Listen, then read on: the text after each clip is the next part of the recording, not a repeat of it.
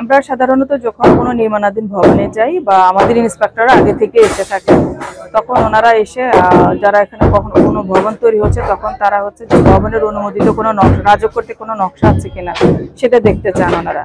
যদি on the spot ওনাদেরকে দেখাতে না পারে তখন তারা একটা হচ্ছে যে অফিস থেকে একটা নোটিশ দেয়।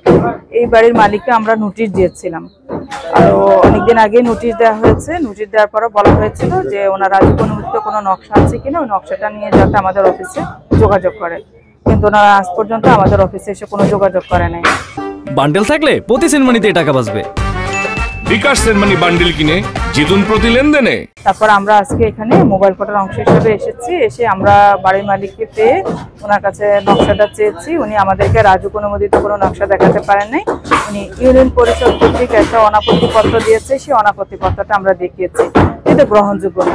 এই জন্য আমরা এখানে মোবাইল কোর্ট পরিচালনা করেছি। আমাদের রাস্তা এখানে 9 ফিট থাকার কথা, উনি রাস্তার জায়গা না রেখে হচ্ছে যে উনি ভবন তৈরি করেছেন। সেজন্য হচ্ছে যে আমাদের কাছে যতটুকু ব্যত্যয় মনে হয়েছে ততটুকু আমি ভেঙে ফেলার নির্দেশ দিয়েছি।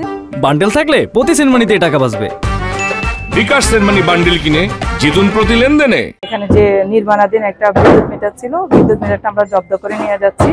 আর ওনার কাছ থেকে একটা উনি রাজুক অনুমোদিত নকশা নিয়ে বাড়ির কাজ করবেন সেই সংক্রান্ত একটা অঙ্গীকারনামা নিয়ে যাচ্ছি।